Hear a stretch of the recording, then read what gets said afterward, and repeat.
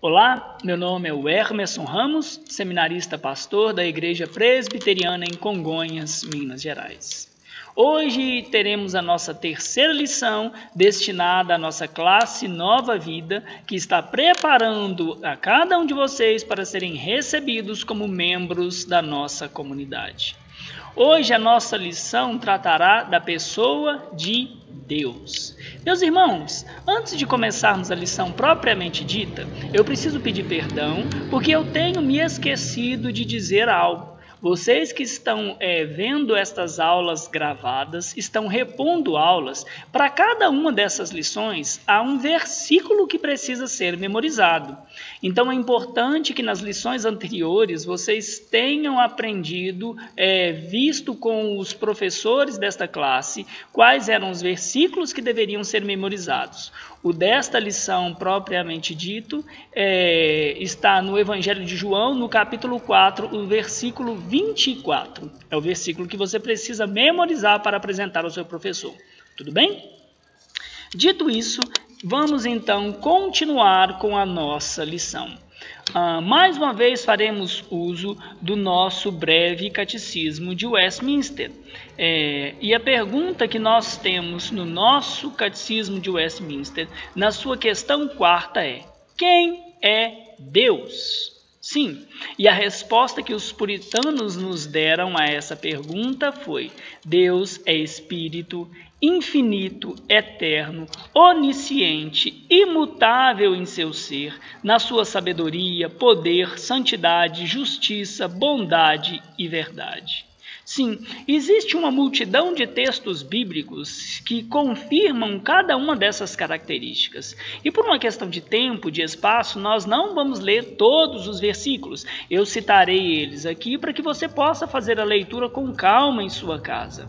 Mas alguns destes, além de citar, nós também iremos fazer a leitura. Combinado? Então, por exemplo, quando nós lemos o versículo que você tem que memorizar, ou quando nós vamos a esse versículo que é João 4, 24, ali nós aprendemos que Deus é Espírito e que Ele deve ser adorado segundo essa verdade. Em Êxodo 3, 14, Jó 7, 11, do 7 ao 9, e no Salmos 147, 5, nós aprendemos que Deus é infinito, Ele é inesgotável em si mesmo, em seu conhecimento, e por isso é impossível de medir o seu ser. Já nos Salmos 9, nos versos 1 e 2, nós aprendemos que Deus é eterno. No Salmo 139, dos versos 1 a 14, e em Hebreus 4:13, ali nós aprendemos que Deus sabe todas as coisas, ou seja, aprendemos a doutrina da onisciência de Deus. Já em Malaquias 3:6 e Tiago 1:17, nós somos ensinados que Deus é imutável. Ele não pode mudar a sua natureza, ou seja, Ele não pode mentir, Ele não pode deixar de ser justo, Ele não pode deixar de ser Deus, como também não pode mudar a sua racionalidade. Em Jó 12, 13 e em Romanos 16, 27, nós aprendemos a respeito da sabedoria de Deus. Já em Apocalipse 4:8, aprendemos que Deus é todo-poderoso. Isso não quer dizer que Deus possa fazer qualquer coisa, de qualquer modo. Por exemplo, aprendemos em 2 Timóteo 2:13, Tito 1:2, que Deus não pode mentir, que Deus não pode negar a si mesmo. Mas o que essa doutrina do todo poder de Deus tem a nos ensinar é que nada deixará de ser feito por faltar poder em Deus. Sim, Deus é poderoso para fazer todas as coisas que a sua vontade desejar segundo o seu conselho, desde que estas coisas não levem a negar a si mesmo. Já Isaías 6:3, em Apocalipse 15:4, nós aprendemos que Deus é triplamente santo.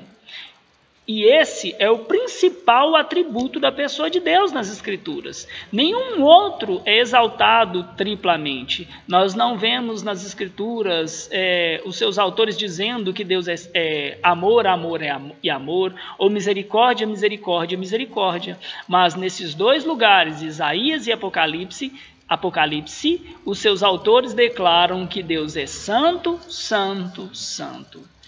Em João, no capítulo 14, no versículo 6, nós aprendemos que Deus é a verdade. Ele não só fala da verdade, mas ele mesmo é a própria verdade. Entende? E por que é tão importante nós conhecermos todos esses atributos a respeito de Deus? Por que é importante conhecermos quem Deus é e não somente que Deus existe?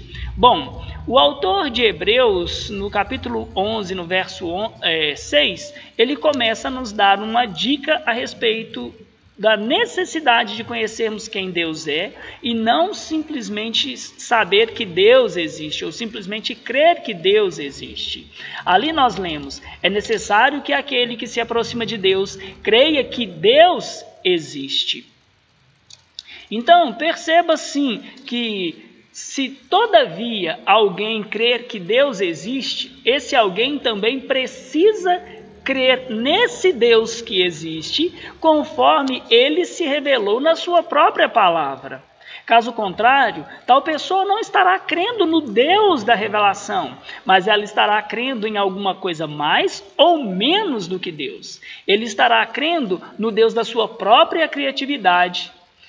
Sobre isso, João Calvino, nas Institutas, ele nos diz o seguinte: os homens miseráveis, na sua busca por Deus, não se elevam acima de si mesmos, como seria esperado, mas querem medi-lo segundo a dimensão do seu entorpecimento carnal. Negligenciando a verdadeira procura, passam às vãs especulações. E assim, não aprendem a Deus tal como ele se oferece, mas o imaginam tal como o fabricam com sua temeridade, e em seu lugar cultuam não a ele mesmo, mas antes a ficções e sonhos de seus corações. O que Calvino quer nos ensinar com isso, meus irmãos? O que Calvino está dizendo é que o homem, no seu estado não regenerado, ou seja, no seu estado miserável, ele cultua um ídolo que ele criou pelos seus achismos e pela sua mente corrompida, e não ao Deus que se deu a conhecer na sua palavra. Mas, se nós queremos ser encontrados como verdadeiros adoradores, precisamos conhecer o Deus da revelação, e não o Deus que nós podemos criar conforme as nossas próprias preferências. Não é verdade? Além disso, existe um outro motivo muito importante pelo qual se faz necessário conhecer o Deus da revelação e não simplesmente crer que existe um Deus. Quando nós lemos as palavras do meio-irmão de Jesus, Tiago, lá no capítulo 2, verso 19, vemos que ali está escrito: crês tu que Deus é um só? Fazes bem. Até os demônios creem e tremem. Percebam, então, que o que Tiago afirma é que é bom que se creia que existe um só Deus. Mas será que essa verdade basta para a salvação?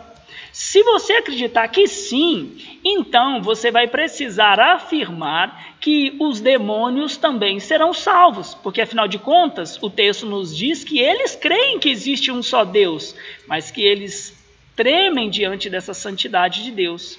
Percebam então que os demônios fazem mais do que muitos seres humanos vivos. Os demônios conhecem a Deus e sabem que Ele é fogo devorador e que Ele não terá por inocente o culpado. Mas, voltando à nossa pergunta, será que simplesmente crer que Deus existe é o suficiente para a salvação? Porque existem muitas pessoas que acreditam que Deus existe e acham que vão para o céu.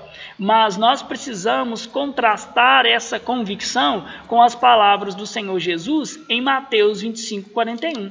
Ali ele disse às pessoas, por ocasião do julgamento final: apartai-vos de mim, malditos, para o fogo eterno, preparado para o diabo e para os seus anjos. Aqui, por anjos, nós devemos entender que o Senhor Jesus se refere aos anjos caídos, ou seja, aos demônios.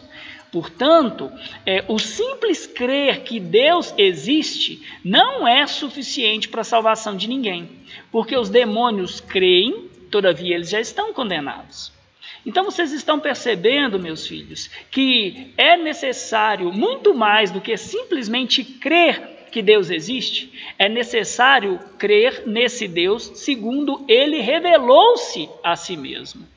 E a respeito dessa revelação de Deus, o que nós podemos conhecer? Será que podemos conhecer as suas particularidades, as suas qualidades, as suas características? E são justamente estas coisas as quais nós chamamos de atributos. Sim, nós cremos que as Escrituras nos trazem a revelação destes atributos de Deus. E quando falamos dos seus atributos, eles se dividem em duas partes. Eles se dividem em atributos incomunicáveis. E quais são os atributos incomunicáveis? São aqueles que pertencem somente à pessoa de Deus e que não se encontram em nenhuma das suas outras criaturas, como, por exemplo, a sua infinitude, a sua onisciência, o seu todo-poder, a sua imutabilidade, etc. Mas também existem aqueles outros atributos, o segundo grupo, que são os atributos comunicáveis.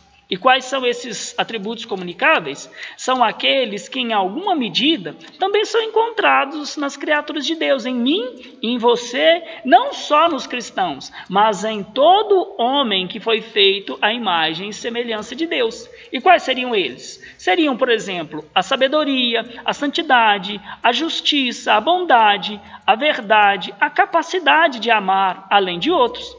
É claro, isso aqui precisa ficar muito claro para a gente. Nos seres humanos, esses atributos eles são limitados e imperfeitos, tanto por causa do pecado, como e principalmente quando comparados a esses atributos encontrados em Deus. Então, em nós, esses atributos são limitados por causa do pecado, e eles são imperfeitos quando nós os comparamos com a pessoa do próprio Deus. Agora, nessa nossa busca pelo conhecimento de Deus, o breve catecismo nos faz, na sua questão 5, uma pergunta muito relevante para a nossa lição. Há mais de um Deus? Será que existe mais de um Deus? E a essa pergunta os puritanos responderam dizendo: só existe um único Deus, que é o Deus vivo e verdadeiro. Mas será que essa verdade é confirmada nas Escrituras? Bom, nós precisamos conferir então.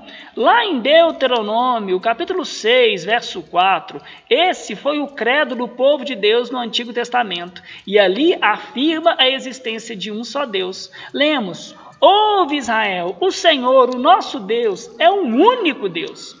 Portanto, meus irmãos, não existe outros deuses além daquele Deus Criador que se revelou especialmente na sua palavra. Já o profeta Jeremias, no capítulo 10, verso 10, vai nos ensinar que esse Deus de Israel, esse Deus da revelação, é o único Deus vivo e verdadeiro. E o Novo Testamento nos fala alguma coisa a respeito disso? Fala. Paulo, em 1 Coríntios, capítulo 8, versos 4 ao 6, ele nos ensina o seguinte: que há um único Deus verdadeiro, e que todos os outros que se chamam de deuses não passam de ídolos falsos e enganosos. Ali está escrito assim: no tocante à comida sacrificada a ídolos, sabemos que o ídolo de si mesmo nada é no mundo, e que não há senão um só Deus.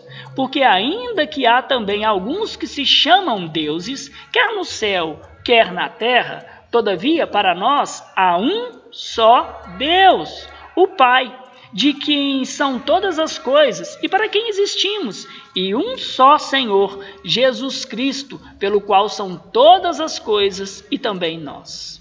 Então percebam que tanto o Antigo Testamento quanto o Novo Testamento declaram em uníssono que existe somente um Deus. E ainda que existam ídolos, e ainda que existam multidões de seres que declarem a si mesmos deuses, não existe outro Deus vivo e verdadeiro além do Deus revelado nas Escrituras. Como nós vimos, as Escrituras nos ensinam que existe um só Deus, como está lá em Deuteronômio 6, 4. Mas também o intelecto, a nossa mente nos basta para revelar a existência de um só Criador. Pensem, por exemplo, na causa primeira de todas as coisas. Se nós voltarmos aos nossos pais, e aos pais dos nossos pais, e aos pais dos nossos pais, e assim seguirmos sucessivamente, então nós vamos descobrir que só pode existir uma causadora de todas as outras coisas. Então, a própria mente e a própria razão também contribui para nos ensinar que existe somente um Deus criador de todas as coisas. E essa doutrina, que existe um só Deus, recebe o nome de monoteísmo. Por isso, nós cristãos somos monoteístas, porque acreditamos na existência de um único Deus. O contrário dessa doutrina, aquela que ensina que existe vários deuses, é chamada de politeísmo. Agora, nós acabamos de afirmar que existe um único Deus, mas quantas pessoas existem na divindade? Essa é a pergunta 6 do nosso breve catecismo. E ela é interessante, porque se nós acabamos de dizer que existe um só Deus, talvez a resposta imediata que a gente dê a isso é, claro, que é uma só pessoa. Mas, eu repito a pergunta, quantas pessoas há na divindade? O breve catecismo de Westminster nos responde dizendo, há 3 pessoas na divindade, o Pai, o Filho e o Espírito Santo. E estas 3 pessoas são um Deus, da mesma substância, iguais em poder e glória. E o Catecismo Maior de Westminster, na sua pergunta 9, complementa essa resposta dizendo, são, contudo, diferenciadas por suas peculiaridades individuais. O que nós aprendemos aqui então é que, apesar de existir somente um Deus, esse Deus que é uno é também trino, portanto, triuno. Eles são iguais em poder, em eternidade e em glória, mas cada um deles tem peculiaridades distintas. São 3 pessoas coexistindo eternamente em uma só substância. E isso fica muito claro para nós no Novo Testamento, visto que o Antigo Testamento não nos apresenta com muita clareza a doutrina da Trindade, mas ela é inegável no Novo Testamento. Por exemplo, quando vemos Mateus 28, 19, e que o Senhor ordena que os seus discípulos batizem, o batismo ele é trinitário, ele deve ser feito em nome do Pai, do Filho e do Espírito. Já em 2 Coríntios 13, quando Paulo dá a bênção apostólica, ele diz, a graça do Senhor Jesus Cristo, o amor de Deus e a comunhão do Espírito Santo seja com todos vós. Então nós percebemos que a bênção apostólica também é trinitária, ou seja, é um só Deus abençoando o seu povo, mas esse único Deus é trino, manifesta a graça, o outro derrama o seu amor e o terceiro, ou a terceira pessoa, melhor assim dizendo, manifesta a comunhão entre os santos. Então são 3 pessoas distintas, cada uma com uma peculiaridade, cada uma com uma responsabilidade na obra da salvação, mas que essas 3 pessoas distintas ainda assim são um só Deus. Quando nós lemos 1 Coríntios 8, 6, ali nós vamos ver a declaração de que Deus, o Pai, ele também é Deus. Já em Isaías 9, João capítulo 10, 30, 20, 28, 1 João 15, 20, nós observamos diversas declarações de que o Filho, ou seja, Jesus Cristo é Deus. E isso fica muito claro nas palavras de Jesus Cristo em João 10, 30, quando ele afirma que eu e o Pai somos um. Também em Atos 5, dos versos 3 ao 4, naquela situação de Ananias e Safira, ali nós percebemos o apóstolo Pedro nos ensinando que o Espírito Santo também é Deus. Naquela situação, nós lemos as seguintes palavras do apóstolo Pedro. Então, disse Pedro, Ananias, por que encheu Satanás o seu coração para que mentisses ao Espírito Santo? Perceba que, primeiramente, ele diz que Ananias mentiu a quem? Ao Espírito Santo. Como, pois, assentaste em seu coração tal desígnio? Não mentiste aos homens, mas a Deus. Então percebam que no mesmo trecho, Pedro, no momento, diz que Ananias mentiu ao Espírito Santo e logo em seguida ele diz que o Espírito Santo é Deus, porque Ananias mentiu a Deus. Então, nós notamos que existe uma gama de textos bíblicos que confirmam a doutrina da Trindade. Hebreus 1:3 vai falar dessa divindade de Cristo. Na verdade, ele vai falar muito mais do que a divindade de Cristo. Ali nós aprendemos que o Senhor Jesus é da mesma substância que Deus, o Pai, e que o Espírito. Nós lemos que ele, se referindo à pessoa do Senhor Jesus, é o resplendor da glória e a expressão exata do seu ser, ou seja, do ser de Deus. Em outras palavras, Jesus Cristo é o próprio Deus encarnado. Em João, capítulo 1:18, capítulo 15:26, nós vamos ver algumas distinções entre as pessoas da Trindade. E eu deixo esses outros textos que nós não lemos para que você confira em casa com calma na palavra de Deus. Além destes, existem muitos outros textos que poderiam ser usados para confirmar essa doutrina, mas eu tenho certeza que esses já são suficientes para provar essa misteriosa verdade de Deus. Essa doutrina, ela é tão essencial à fé cristã que sem ela nós não saberíamos nada a respeito do amor de Deus, dos méritos de Cristo, da ação regeneradora e santificadora do Espírito Santo que aplica a salvação ao coração do povo eleito de Deus. E apesar desta doutrina ser um mistério, ela de modo nenhum é contrária à razão. Ela simplesmente está muito acima da inteligência que agora nós possuímos. Então nós percebemos que o simples fato de Deus existir em 3 pessoas nos humilha, porque nos faz reconhecer que nós somos incapazes de entender como isso pode ser verdade ao mesmo tempo.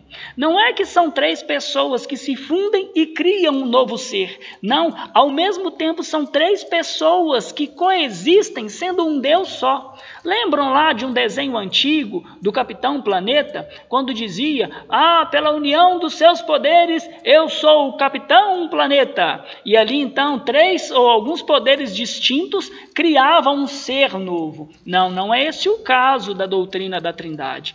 Os 3 seres distintos, as 3 pessoas permanecem distintas, mas ao mesmo tempo é um só ser, uma só substância e um só Deus. Isso parece muito confuso para a nossa mente, e na verdade como eu disse, nos humilha. O que nós podemos fazer é dizer: eu não entendo, mas nós não podemos, tendo tantos testemunhos bíblicos diante de nós, dizer jamais: eu não creio. E a respeito dessa doutrina, muitas ilustrações são usadas, ou tentam-se usar muitas ilustrações, para tentar revelar ou mostrar como funciona a doutrina da Trindade. Mas a verdade é que nenhuma delas, como por exemplo a água, o gelo e o vapor, ou a clara, a gema e a casca do ovo, devem ser usadas para tentar ilustrar essa doutrina. Por quê? Porque nestas ilustrações, cada um desses elementos, eles só podem ser uma coisa ao mesmo tempo. Entende? Mas no caso da Trindade, ainda que o Pai, o Filho e o Espírito sejam pessoas distintas, eles são ao mesmo tempo quem eles são individualmente e Deus. Então não há nenhuma ilustração na face da terra que possa ser fiel a manifestar de forma racional a doutrina da Trindade. Por isso nós não devemos tentar usar ilustrações para tentar mostrar como funciona a doutrina da Trindade. Pelo contrário, nós devemos reconhecer a nossa limitação intelectual e nos silenciar diante da grandeza e do mistério do Deus o qual nós adoramos. Mas, meus irmãos, ditas todas essas coisas, pensem comigo, como é que pode essas 3 pessoas ser um só Deus? As Escrituras nos ensinam que eles são um só em eternidade, em onisciência, em todo poder, em glória, em propósito. em tendo existido neles mesmos por toda a eternidade. Mas as Escrituras também nos ensinam que essa unidade é ou seja, ela é triuna, pois se manifesta em 3 pessoas. É um só Deus, uma só substância, coexistindo eternamente em 3 pessoas. Essa doutrina ela é tão importante que a igreja cristã diz que a fé evangélica permanece de pé ou cai juntamente com a doutrina da Trindade. A Bíblia nos apresenta a salvação como sendo uma aliança entre as 3 pessoas da Trindade. Se nós abrirmos mão da doutrina da Trindade, também nós devemos abandonar toda a esperança da salvação. Por quê? Porque a salvação é a obra do único Deus verdadeiro, mas que nas Escrituras se revelou para nós como 3 pessoas: o Pai, o Filho e o Espírito. Meus irmãos, vocês que estão assistindo, tenham isso muito claro. Nós precisamos abraçar essa doutrina. Por isso, nós devemos aceitar essa verdade de modo reverente e com humildade, reconhecendo que ela é uma verdade que deste lado da eternidade está muito além da nossa capacidade e compreensão intelectual. Diante de tudo isso que nós vimos aqui, o que nós podemos concluir?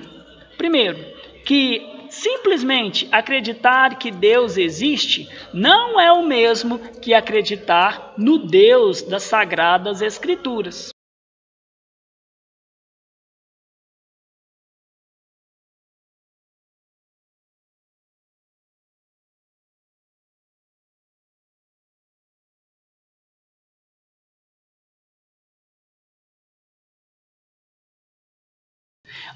Franklin Ferreira, meu professor de seminário, na sua teologia sistemática, ele diz algo muito interessante. Ele fala assim: na sociedade brasileira, mais de 90% das pessoas dizem acreditar em Deus. No entanto, constatar que a grande maioria das pessoas acreditam em Deus não significa dizer que elas acreditam no Deus vivo.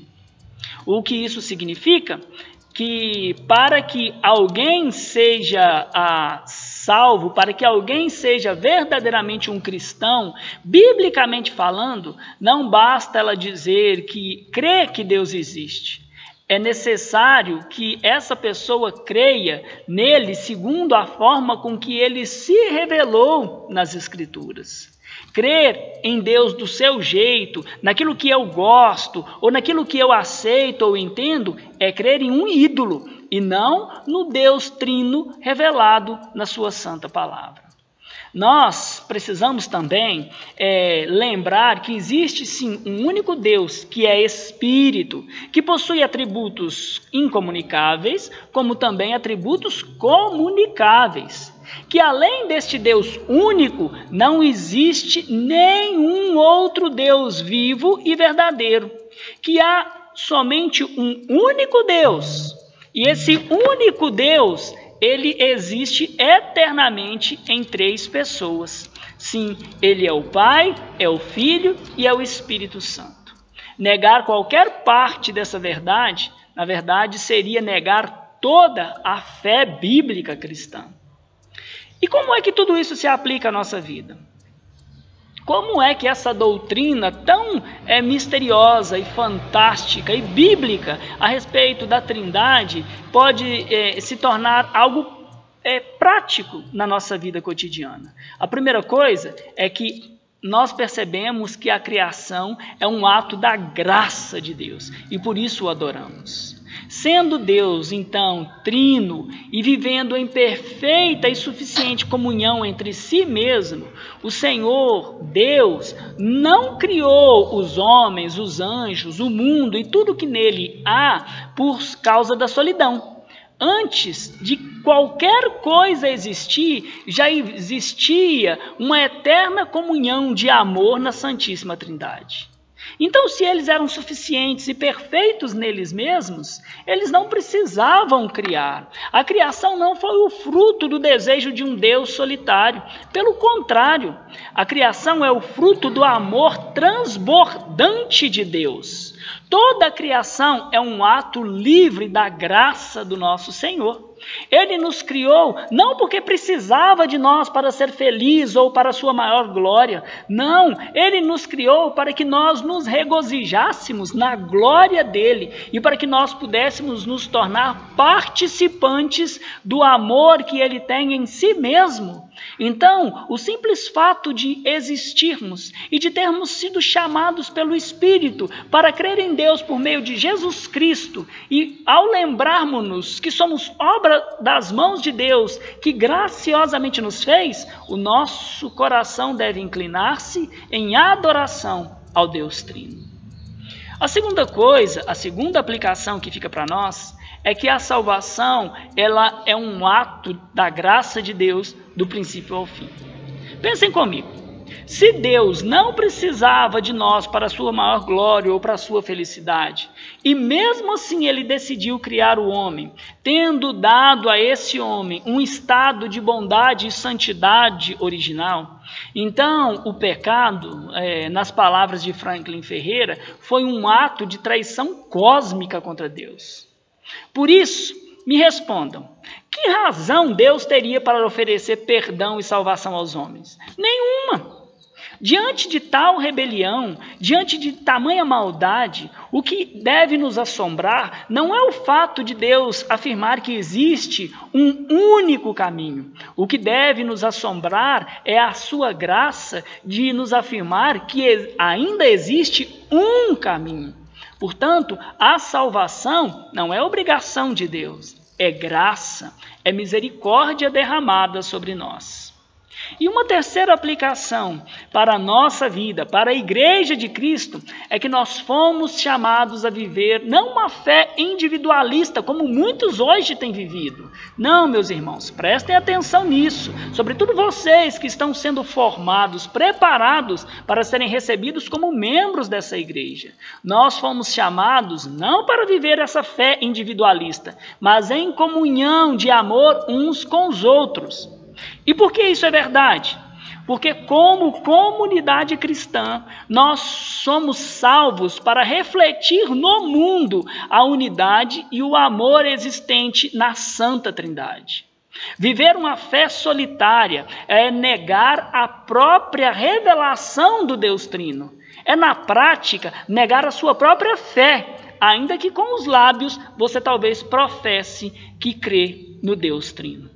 Portanto, ao ser preparado para tornar-se membro dessa igreja, é assumir um compromisso público diante dos homens, chamando Deus como testemunha de que você viverá em plena comunhão com essa igreja, sustentando-as nas suas atividades, nas suas reuniões de orações, nas suas reuniões da escola bíblica dominical, onde o povo se reúne para aprender acerca do Senhor, e não somente participando dos cultos solenes ao domingo à noite. Portanto, essa terceira aplicação fala da unidade da igreja. Assim, meus irmãos, nós terminamos a nossa terceira lição. E se Deus assim nos conceder da sua graça, nos veremos em breve na nossa próxima aula. Que Deus os abençoe ricamente.